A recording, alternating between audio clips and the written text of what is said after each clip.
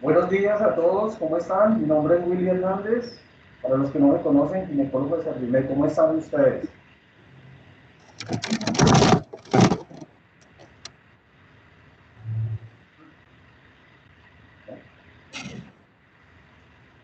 Quería saber si me escuchan bien.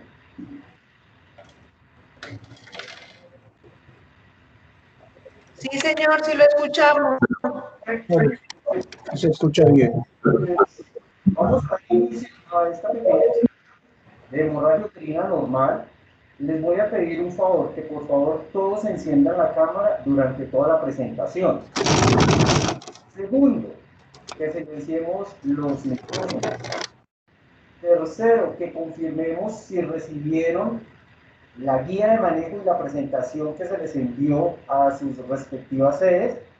Y cuarto, confirmar si ustedes ya hicieron el diligenciamiento de la asistencia a la reunión.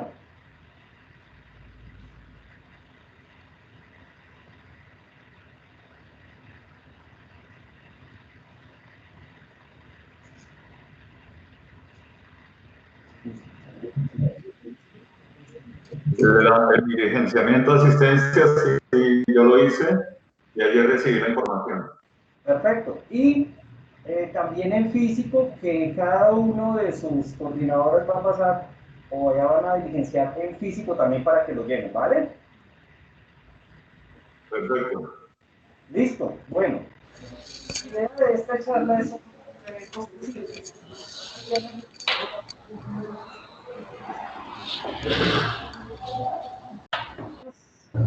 importantes y relevantes acerca de la hemorragia uterina normal. Sabemos que este es un tema de nosotros, de todos los médicos, ginecólogos y todo, y queríamos hacer como una pequeña socialización acerca de lo que es la hemorragia uterina normal y el manejo que vamos a hacer. Esta es una guía que hicimos realmente, pues, para básicamente determinar exactamente cuáles van a ser las pautas de seguimiento. Es un tema muy extenso, un tema muy largo, muy grande, pero la idea es que con esto nosotros podamos establecer realmente cuál va a ser las pautas iniciales de seguimiento, hasta dónde podemos llegar como médicos generales y hasta dónde como especialistas, ¿vale? Voy a hacer la presentación, al final voy a hacer una socialización de unas preguntas de lo que tengan ustedes y al final vamos a hacer un pequeño post-test. Ese post-test no es para rajar a nadie más, sino es para simplemente nosotros tener como aclarar duditas y si alguna cosita nos dicen con mucho gusto. Bueno, entonces mi nombre es Willy Hernández, que ustedes ya me conocen a mí la gran mayoría y si no para los que no me conocen, un gusto. La hemorragia uterina normal, díganlo. ¿Sí? Ay, listo. Al final, sí.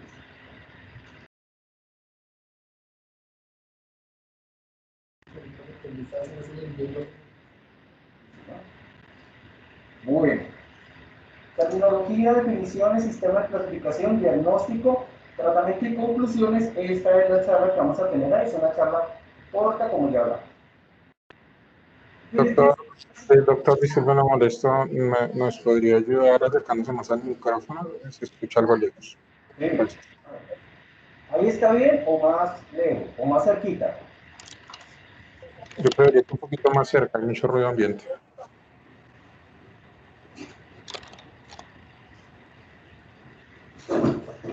¿Así está bien?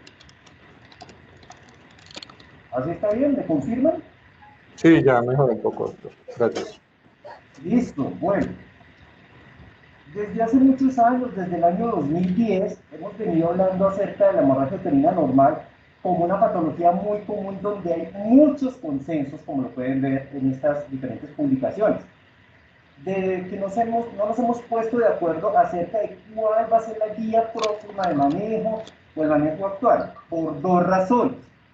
La primera, porque existe variabilidad de términos en donde nosotros como médicos o como ginecólogos, cada uno adopta, digamos, un patrón de seguimiento, el cual no nos hemos todavía puesto de acuerdo hasta el 2016, que realmente hay un último consenso en donde se cambiaron básicamente varias terminologías y definiciones actuales de las cuales vamos a hablar a continuación.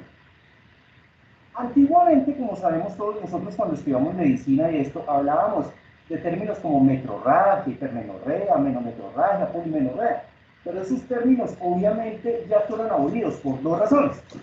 Primero, porque no se interpretaba adecuadamente cuál es el más adecuado para la paciente, ¿sí? Entonces muchos médicos decíamos, no, entonces la paciente tiene hipermenorragia, metrorragia, y los médicos entonces lo que decíamos era establecer un manejo de acuerdo a eso. Ahora todo esto se unificó, estos manejos que tenemos a nuestra derecha son los términos adecuados que tenemos ahorita para hacer el seguimiento, ¿sí? Entonces, ¿qué es? Antes hablábamos de hemorragia, ahora hablamos de sangrado, ¿sí? Hablamos de sangrado así. El sangrado uterino anormal, ¿sí? Sangrado uterino anormal que incluye como todo el grupo general de síntomas, ¿sí? Otro que es el sangrado uterino intermenstrual, sangrado uterino abundante, el sangrado intermenstrual y el sangrado posmenopáusico, que es en esos grandes grupos en donde nos vamos a centrar en la charla de hoy. La hemorragia uterina normal, el sangrado uterino normal, lo clasificamos realmente como tres grandes grupos: el crónico, agudo y intermenstrual. El crónico es el que más nos lleva a nuestra consulta.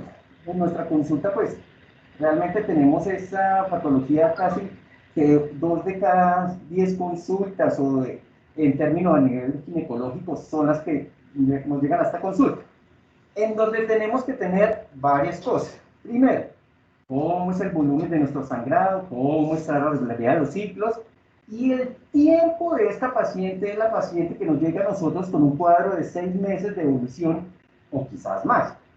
La aguda en la consulta casi no la manejamos. La aguda es las pacientes que, digamos, llegan por hemorragias severas secundarias a un contexto crónico. ¿Cuál es ese? Adenomiosis, pólipos, embarazos, abortos o miomas uterinos, ¿sí? Y las intermenstruales, que quizás son las más como quisquillosas, llamémoslas así, para el manejo, porque son puntuales las pacientes que le dicen a uno, doctor, es que estoy planificando con ciertas cosas, me llegó, sí, no, hay que aclararle la duda, tranquilizar a la paciente y hacerle seguimiento individual, ¿sí?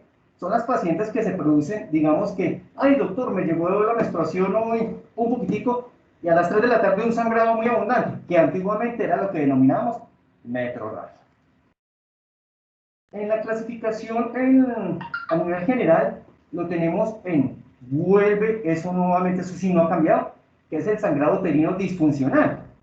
El sangrado uterino disfuncional básicamente es patologías no estructurales que son las de origen endometrial, las que nos llegan a nosotros con engrosamientos del endometrio, ¿sí? Patologías secundarias a administración exógena de anticonceptivos, o las pacientes que tienen alteraciones a nivel hipotalámico, que es lo que nuestras pacientes nos llaman, doctor, es que yo tengo una alteración hormonal, ¿sí? O las pacientes que son la menor proporción, las que tienen déficit o trastornos de la covulación, que es el trastorno de la hemostasis, ¿sí? Estas pacientes son las que pacientes tienen una frecuencia, los que casi siempre preguntan por que el flujo es muy abundante, que el patrón no es constante, que estoy tomando los anticonceptivos y no me sirven, que yo voy al ginecólogo y me mandaron una cosa esta. Este grupo de pacientes se incluye acá. Entonces, antiguamente hablábamos de patrones que regulares, que esto. Antiguamente hablábamos de que una paciente tenía unos ciclos entre 21 y 35 días que era normal. Pero algo que quiero hacer mucho énfasis aquí es que una paciente es normal lo que ella considera para su condición normal. ¿Por qué? Porque hay pacientes que desde que se desarrollaron, me llegó la menarquia a los 13 años y me llega cada 2 meses. Para ella es normal. ¿Sí? Entonces, eso es lo que quiero hacer salvedad ahorita. Porque en las pacientes no existe un patrón de que sea 21-35 o 17-35, que es lo que ha cambiado ahora. ¿Sí? La paciente es normal, lo que ella considera su patrón normal. ¿Sí? En el patrón normal, eso es una paciente que, digamos, en 17 días no presenta mayor alteración a mayor a 17 días en 3 meses. Me explico. Es la paciente que usted le dice, doctor, en estos 3 meses me he presentado que la menstruación se me ha demorado 3 días y ha durado más de 10 días o hasta 15 días. Esa paciente es una alteración disfuncional, ¿sí? Eso es lo que hay que aclarar ahorita. Son pacientes que tienen un rango de longitudes variables de intervalos superiores a 17 días, pero en un contexto de 3 meses, 90 días. Amenorrea. Amenorrea, mire, hemos visto en historias mucho que la paciente le dice, doctor, no me llegó el periodo por un mes, ni amenorrea. No. Acordémonos que amenorrea es ausencia del periodo menstrual por 3 meses. Punto. Ya, nada más. Y el patrón de normalidad, esos patrones de normalidad es lo que yo quiero que tengamos en cuenta en nuestra paciente, ¿sí? Para ella es normal, ¿sí? Entonces, en la gran mayoría de pacientes, 90-95% de estas pacientes, el 1 o 2% de estos ciclos van a ser muy fuertes. ¿Qué es fuerte para ella? Hay doctores que a mí me llegan con coágulos, hay doctores que a mí me duele la cabeza, así, o simplemente que puede ser algo muy transitorio, que se supone que en el 95% de las pacientes, después del segundo a tercer día, es mucho más ligero, y por eso las pacientes muchas veces ni consultan. Esto es una gráfica en donde miramos nosotros que el volumen del sangrado antiguamente nos servía como patrón de referencia, ¿sí? Entonces, que le decíamos a la paciente que cuántas toallas, que si le llega poquito, que eso no sé qué. Eso se demostró, eso se cambió, que realmente tiene poca utilidad. ¿Por qué? Por el término cultural que más adelante les explico. Para la paciente puede ser algo muy, muy abundante una toalla, como para otra que no le llegue sino se ponga 2 tampones, por ejemplo. En cuanto a la alteración de la frecuencia, si vemos en nuestra guía de manejo, la que les enviamos a su correo, siguen siendo básicamente esto. El término oligomenorrea lo cambiamos por sangrado menstrual infrecuente, que son sangrados de 1 a 2 episodios en 90 días. Todo es en 90 días, ¿sí? Nosotros evaluamos ciclo menstrual en 90 días, ¿vale?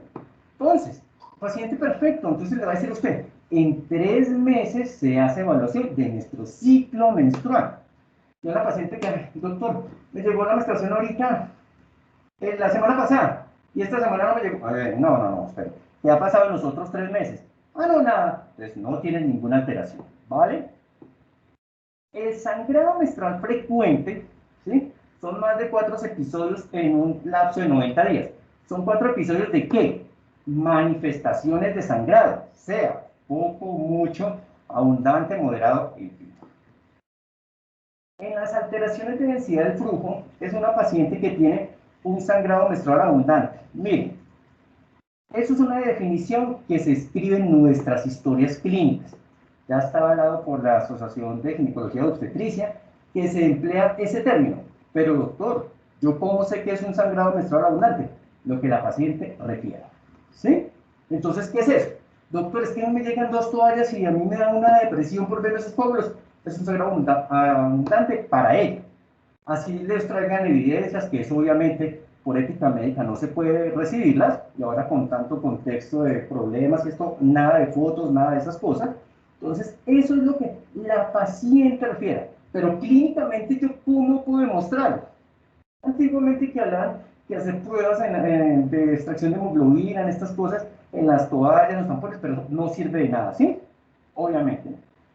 Lo de los dolores, lo que la paciente me refiere a mí como paciente, es muy importante para saber yo el posible origen de esa hemorragia uterina normal, ¿sí? ese sangrado menstrual abundante para la paciente es para ella, no como yo como médico. La paciente me puede decir lo mismo, sí, no, doctor, es una hemorragia terrible, pero tiene una hemoglobina de 14, es lo que ella refiere, ¿sí? Rara vez es una situación patológica, más veces es una queja cultural. La queja cultural no, en los grupos poblacionales, estamos en Colombia, tenemos mucha población extranjera, que sabemos que estas pacientes tienen connotaciones diferentes para ellas, que es mucho o que es poco.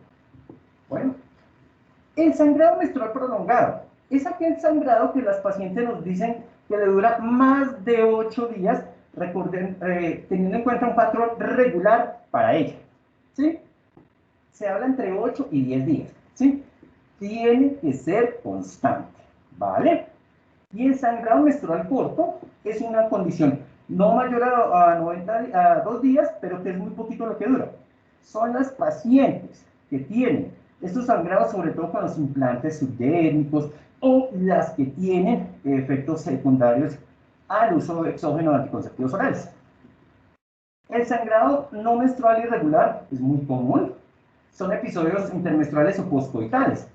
Muchas veces nosotros como médicos olvidamos hacer esas preguntas. En las embarazadas, en nuestras pacientes posmenopáusicas. Doctor, es que sangré. Ah, ¿tuviste relaciones sexuales? Sí, no. Y a veces no preguntamos porque las pacientes pueden sentirse agredidas. Simplemente es una condición que hay que preguntar para poder establecer un origen. ¿Por qué? Porque pueden ser lesiones del tracto genital o puede ser algo mucho más severo, ¿sí? Acordémonos de un SAE cervix, una endometriosis, una patología endometrial con atipias, ¿sí? Que esos son pacientes que le dicen a usted y le reconsultan y le dicen, doctor, a mí me llegó un sangrado y luego luego me volvió a los 8 días. Ojo con estos pacientes. Y otra cosita, que el 1 a 2% de las pacientes sangran cercano a la ovulación. Ay, doctor, es que a mí me llegó una menstruación hoy y hasta al 13º día. Ay, entonces vamos a hacer estudios. No, acordémonos que estas pacientes pueden sangrar normalmente, ¿sí? Por el estímulo de la elevación de la LH. Entonces son pacientes que es una condición normal, pero tenemos que saber esas cositas, ¿sí? Y otra cosa súper importante es esto que está a mi derecha, acerca del sangrado por fuera de la área reproductiva. Muchas veces he visto que nos interconsultan en ginecología niñas de 10 años que le dicen, ay doctor, es que ya le llegó la menstruación. En las nuevas guías se supone que una paciente después de los 10 años es normal que le llegue el periodo menstrual. Antecedentes familiares, personales de esta paciente, muy importantes. ¿Cuándo es una menstruación precoz? Cuando es una paciente que a los 9 años o menos le llega el periodo, ¿sí? Realmente esto no es competencia del ginecólogo, sino del endocrinólogo pediatra. Nosotros como ginecólogos, ¿qué es lo que hacemos? Es valorar a ver si hay alguna otra correlación para poder hacer un bloqueo del eje hipotálamo hipoficiario, pero bueno, eso es otra cosa que no nos interesa ahorita. El sangrado por menopáusico. Entonces, ojo con esto, es una paciente que nos llega a nosotros después de que la menopausia haya llegado y presente sangrado después de un año. ¿Cómo yo demuestro que tengo una paciente menopausia? Uno, clínicamente. Doctor, me llegó la menstruación. Acordémonos, por favor, que es normal que una paciente le llegue la menopausia después de los 40 años y hasta los 55. Entonces yo veo muchas veces, no hay problema, que nos manden pacientes con 43 años que menopausia precoz. No, eso no es cierto. Creo que la doctora Adriana ya les había hablado de esto, pero bueno. En los sangrados, las pacientes, hay que descartar el embarazo, bueno, pero ahorita les digo la guía. Pero la paciente que deje de menstruar tiene que pasar un año para yo considerarla dentro de este grupo. ¿Por qué? Porque hay pacientes que a los 4 meses vuelven a sangrar. Entonces uno confirma con un examen que se llama la hormona folículo estimulante, que es cuando está mayor a 40, entonces esta paciente le dice a uno, señora, tranquila que quizás no le va a llegar. Porque la paciente le va a volver a usted. La paciente nos va a volver y nos va a decir otra vez volvió a sangrar. Tranquila señora, si ya después de un año va a sangrar, ojo, hay que hacer estudios a esta paciente. Y acordémonos que las causas atróficas son entre el 50 y 60% de los casos. En el día del ciclo, la paciente, los sangrados que se presentan entre el 1 y el 2%, ojo, las pacientes manchan, las pacientes sangran un poquito, algunas requieren algún tipo de tampón o toalla, ¿sí? Que estas pacientes son las que hay que no digamos hacerle ningún estudio, sino tranquilizarlas y explicarles procesos fisiológicos. En esta tablita, algo que yo quiero, la puse ahí para explicarles dos cositas. ¿Qué es un spotting y qué es un sangrado? ¿Sí?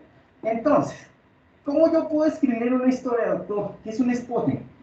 Spotting realmente es un manchado que no requiere uso de ningún tampón, toalla, llámese lo que sea. Ah, perfecto. ¿Y sangrado?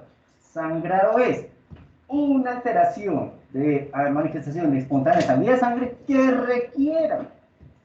requiera el uso de alguna otra medida, tampón, toalla y eso, que lo podemos estar combinando. Sí, claro. ¿Y eso es válido para qué? Para nuestra literatura, escribir. La paciente tiene un paciente que refiere cuadro clínico de spotting más sangrado frecuente, sangrado con intervalo frecuente, que estas definiciones están muy claras en su guía de manejo, que eso es lo que a uno le interesa que le remitan al paciente. Y para uno que unificar los términos. ¿Unificar los términos para qué? Para poder hacer un análisis y abordaje de cada paciente. Las pacientes, en su guía también de manejo, es la paciente que mire. No hay sangrado. La paciente, pues obviamente que no tiene ninguna manifestación. Sangrado prolongado, mayor a 10 días.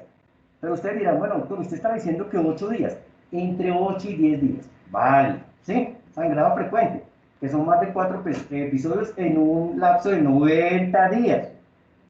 Todo es 90 días. Todo es. Sangrado irregular es el que varía mayor a 17 días con manifestaciones en un lapso de 90 días.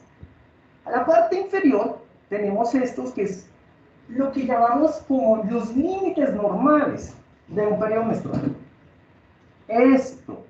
Son tablas que se presentan, pero de manera contexto generalizado. La paciente no podemos decir, señora, lo normal es que le dure la menstruación entre 24 y 38 días. Ya, eso lo podemos generar, pero si la paciente es una paciente que ha tenido antecedentes de otro tipo de patologías por obesidad, por anorexia, son pacientes que no nos van a llegar entre este cuadro. Entonces, esto es para saber los términos, pero para no generalizar y contextualizar en nuestras pacientes.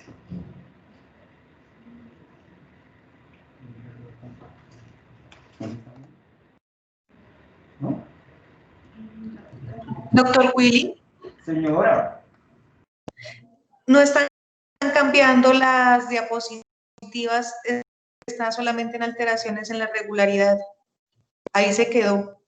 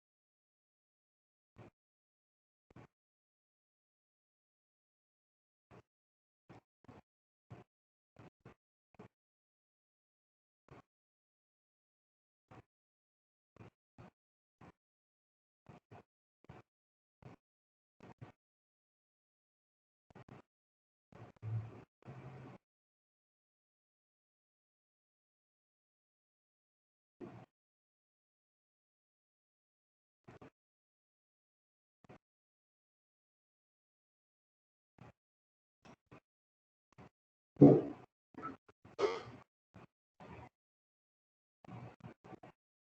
tengo imagen, no tengo sonido. Buenos días.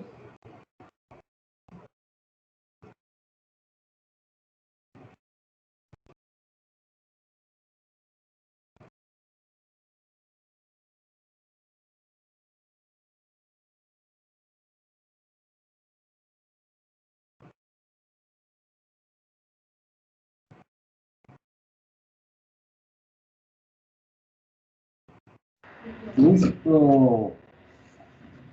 Qué pena con ustedes. ¿Ya están viendo la presentación nuevamente? Sí, por mi lado sí, desde Lolaya. Bueno, vamos a continuar entonces, ¿sí? El sistema de clasificación de la hemorragia uterina normal o sangrado uterino normal se divide en dos grandes grupos. Es una sigla que tenemos nosotros que se llama PAL, ¿sí? Que es la que incluye las causas estructurales, ¿sí? Que son los pólipos, adenomiomas, leiomiomas, y lo que no nos va a pasar, por favor, es malignidad e hiperplasia, ¿sí? Y los Cohen, que son las causas no estructurales, que son ovulopatia, disfunción ovulatoria, endometrial, iatrogénica y no clasificada. ¿Para qué es esto? Para nosotros hacer estudio, seguimiento y posible tratamiento.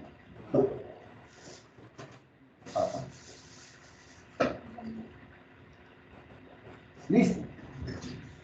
Bien, los pólipos, que los pólipos son lesiones benignas, la gran mayoría benignas, 1 o 2% de malignidad, que puede ser una de las causas de mayor importancia en nuestras pacientes, sobre todo después de la edad reproductiva. Sí, que el manejo, pues obviamente es especializado, es únicamente por ginecología. La adenomiosis, pues realmente que exista un patrón de que sea una causa directa acerca de alteraciones del sangrado, está poco definida. Los cuadros ecográficos y diagnóstico y seguimiento simplemente es de manejo especializado, no por médico general. En cuanto a los miomas, pues esto es una charla que duraría toda una semana, pero realmente pues todos sabemos cuáles son las clasificaciones de los miomas. Ahorita ya cambiaron la nueva clasificación, que es esta que tenemos a nuestra pantalla derecha, que es la clasificación FIGO, que es hasta el número 8, ¿sí? Que realmente es la que nos interesa a nosotros como especialistas para poder hacer seguimiento, diagnóstico, manejo, ¿sí? No voy a hacer ninguna referencia ahorita sobre de cada uno de los miomas, porque realmente esto es competencia del ginecólogo. Malignidad de hiperplasia. Es una paciente, pues, la malignidad de una paciente tiene que tener algunos antecedentes, se les llama endometrial, las pacientes con hemorragias uterinas posmenopáusicas, que realmente lo que nos interesa a nuestras pacientes es si tienen o no factores de riesgo. ¿Cuáles? La obesidad, antecedentes de anovulación crónica, y las pacientes grandes multíparas, que son las pacientes que tienen más de 5 partos. Las coagulopatías, de estas pacientes, la gran mayoría de estas pacientes hay que investigar antecedentes es en la primera infancia, ¿sí? Entonces son las pacientes que a qué hora le llegó la primera menstruación, si presentaron alteraciones, digamos, en el desarrollo de cuando eran niñas, que si han presentado alguna otra alteración en la abundancia o calidad de sangrado. Estas pacientes son las que hay que ponerle mucho cuidado y hacer otros seguimientos. Los trastornos ovulatorios, en estos trastornos ovulatorios realmente es el gallo, el problema de todos los días nuestro. ¿Por qué? Porque son las pacientes que tenemos que hacerles una acción definida, paulatina y rápida, ¿sí? Son las pacientes que tienen estudios por endocrinología, por ginecología, y son alteraciones hormonales que son las pacientes que tenemos que montarles tratamiento con anticonceptivos orales, pacientes con tratamientos por AINES, y son las pacientes que hay que descartarle otra alteración a nivel endocrino hipotalámico.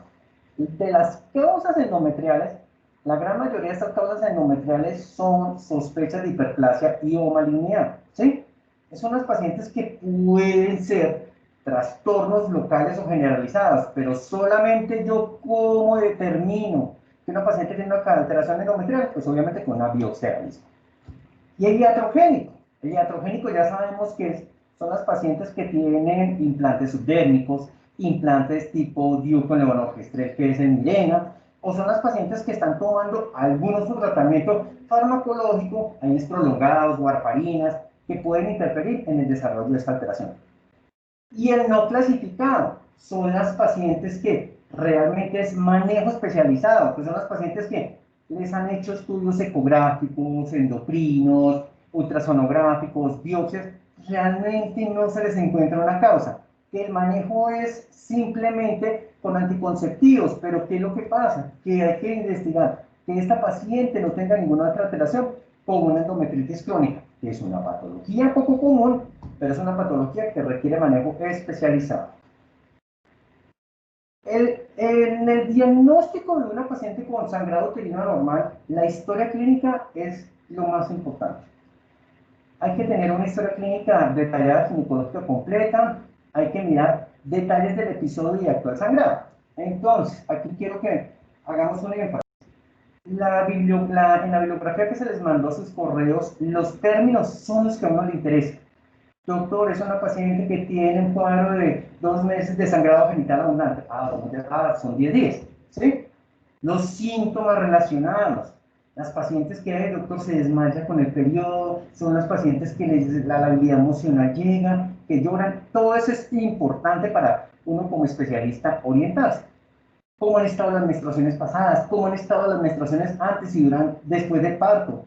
¿Cómo han estado las menstruaciones antes de iniciar la vida sexual? Y obviamente que no se nos olvide esta partecita, trastornos de la copulación. Recordemos que todas las enfermedades, von Willebrand y este tipo de cosas son hasta el 10, hasta el 13%. Pero estas pacientes de por sí solamente aparecen en la gran mayoría en la primera infancia. Pero hay que mirar. El calendario menstrual lo seguimos utilizando. Muy importante, porque recordemos que son 3 meses para yo poder decir a una paciente cómo está, ¿sí? Cómo está su patrón de ciclo, cómo está su alteración. Esto sí lo podemos utilizar y son los mismos como ya habíamos hecho. Alguna parte que hay aquí en la derecha, que es de intermitente sangrado, es las pacientes que le podemos decir, aquí describes, aquí sí, llegó mucho, sí llegó poco. Es de gran utilidad para ustedes y para nosotros como especialistas. El examen físico. Recordemos que ahorita con todas las normas, ya sabemos mucho de noticias, bueno, en fin, del examen ginecológico. Los exámenes ginecológicos, si la paciente autoriza, el Servimet tenemos todos los médicos en nuestros escritorios autorización para consentimiento informado para examen ginecológico, ¿sí? Antecedentes de que si ha tenido actividad sexual, si la paciente requiere o no requiere examen físico, escribirlo y si la paciente lo autoriza, ¿sí? Entonces eso es de suma importancia para poder nosotros determinar si el sangrado es genital o extragenital. La gran mayoría no sé, a ustedes les ha pasado, a nosotros, doctor, es que es una hemorragia terrible, la señora tenía un CR.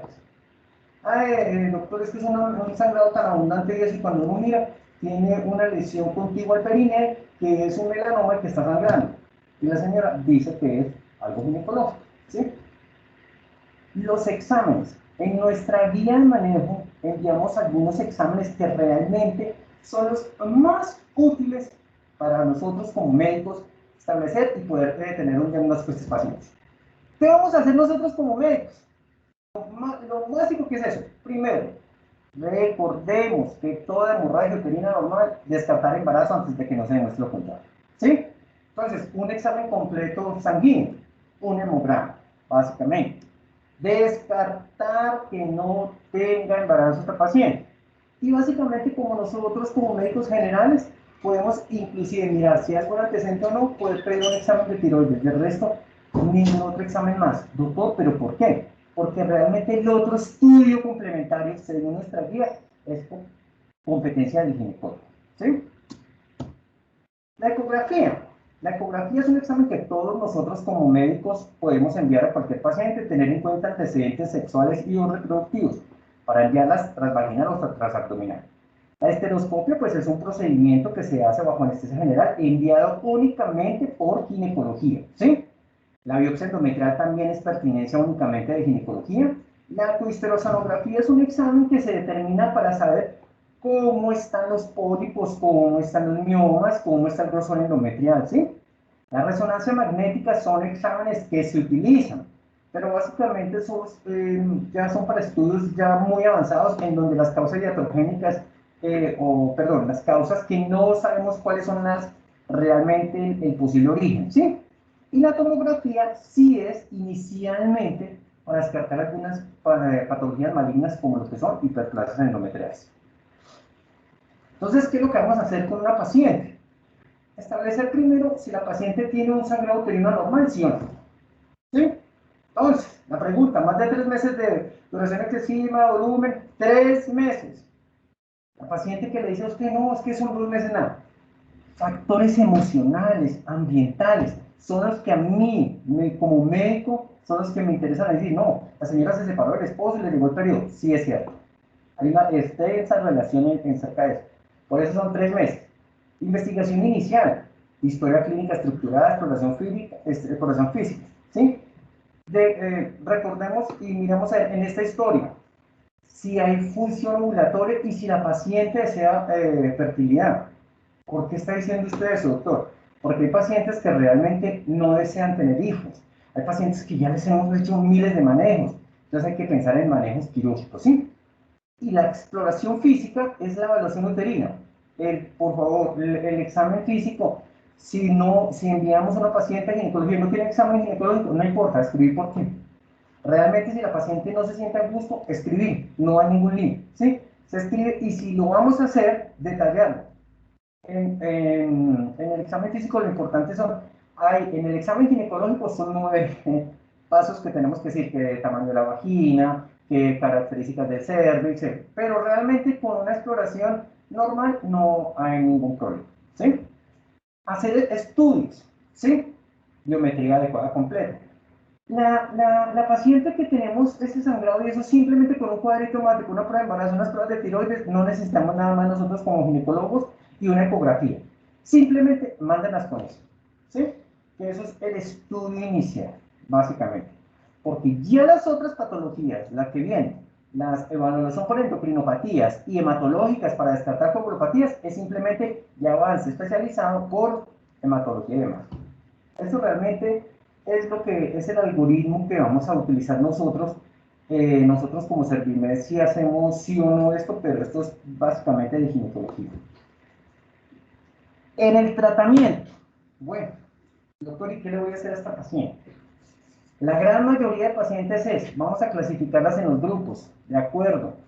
La edad reproductiva, lo que desee la paciente.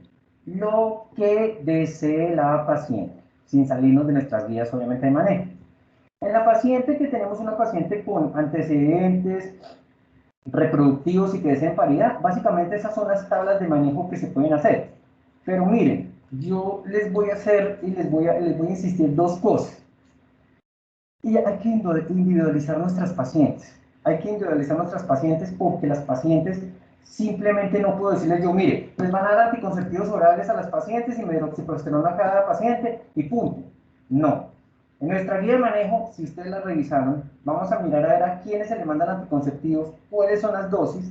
No voy a hablar acerca de los componentes de cada uno, porque las pacientes, hay unas que tienen contraindicaciones para manejo de anticonceptivos, sí o no, ciclos cortos, antecedentes de edad reproductiva y antecedentes de futuras paridades, ¿sí? Básicamente lo que podemos hacer es, antes de nuestra revisión, iniciar el ácido tranexámico, que es un antipirinolítico que va a ayudar a disminuir el volumen del sangrado con AINES combinado. Sí, punto.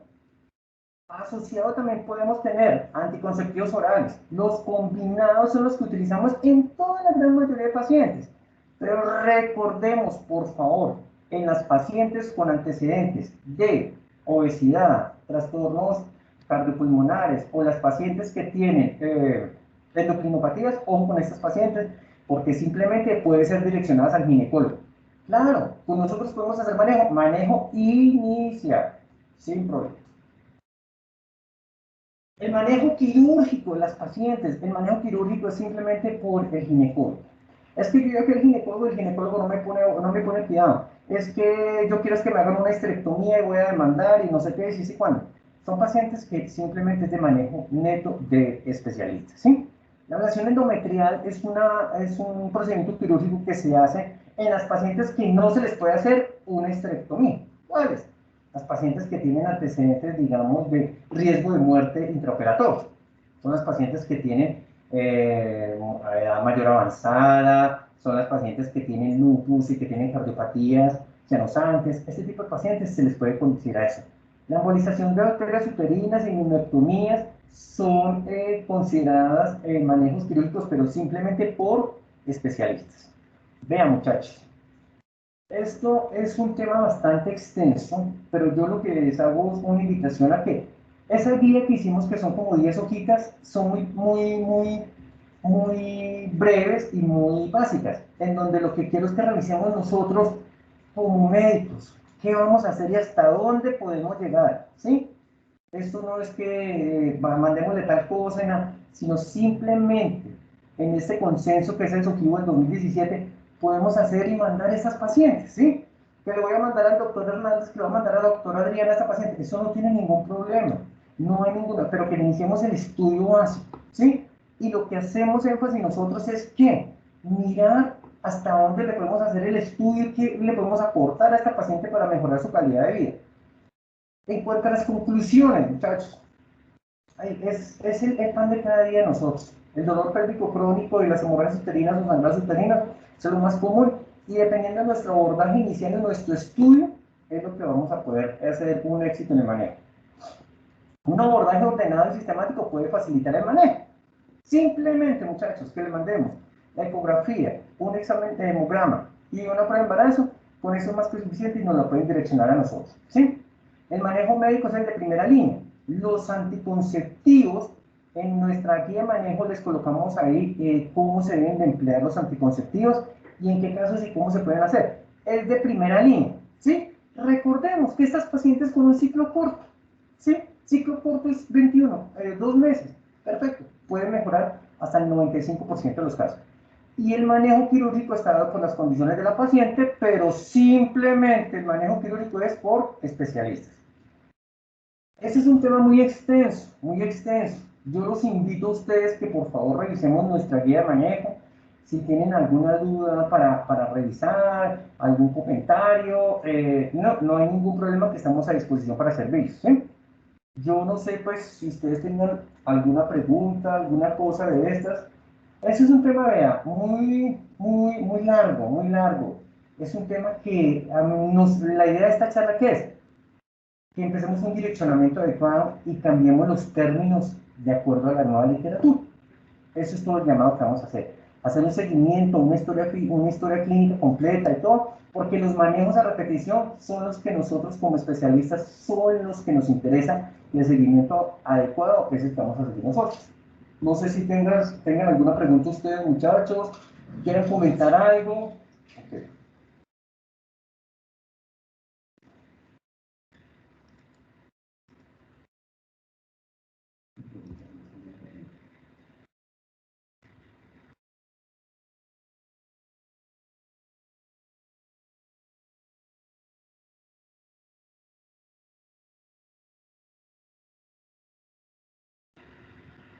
¿Ustedes recibieron la guía de manejo?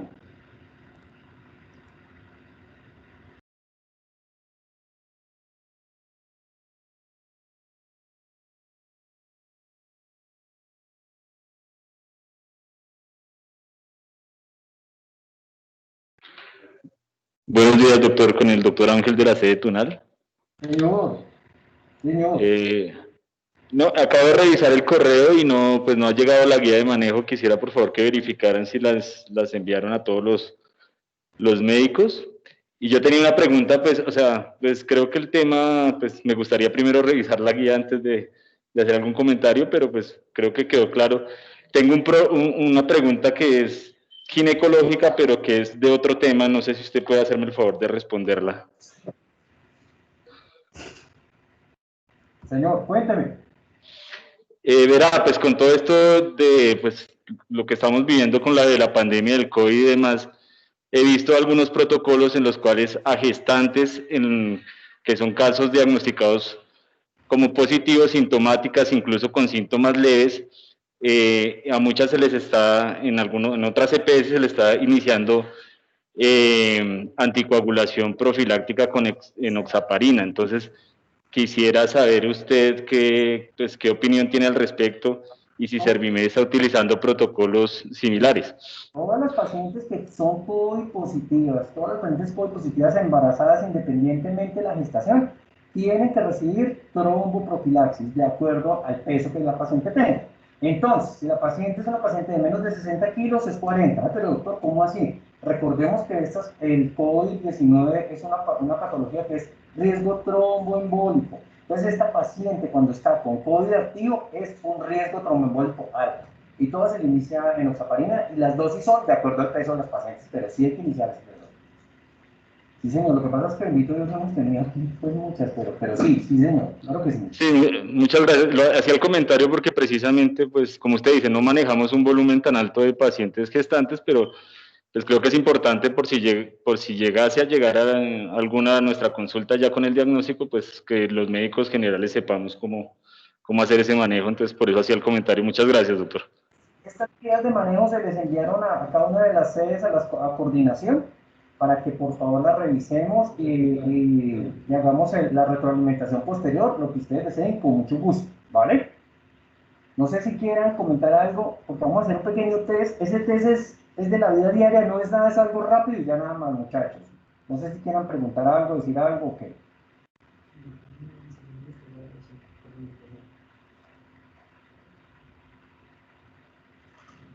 ¿Listo? En todo caso, pues, en la página de Servimed está el test, el post-test de autoevaluación.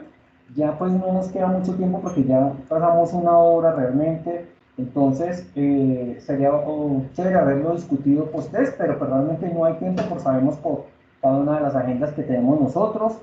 Pues yo les quiero agradecer cualquier cosa que ustedes con mucho gusto, yo estoy en las diferentes sedes, Adriana también, lo que necesiten con el mayor de los gustos, no duden en preguntar. No, si no estamos ahí, con nuestras coordinadoras que son nuestra mano derecha para todo esto, que nos digan, ay doctor, el doctor le quiere hacer una pregunta, por si no tienen nuestros teléfonos, alguna cosa.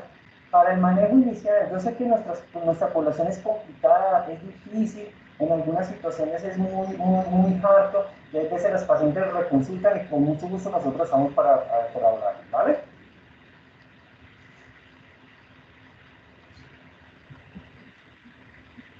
Muchas gracias. Listo, muchísimas gracias a ustedes. Muchas gracias, doctor. Evaluación.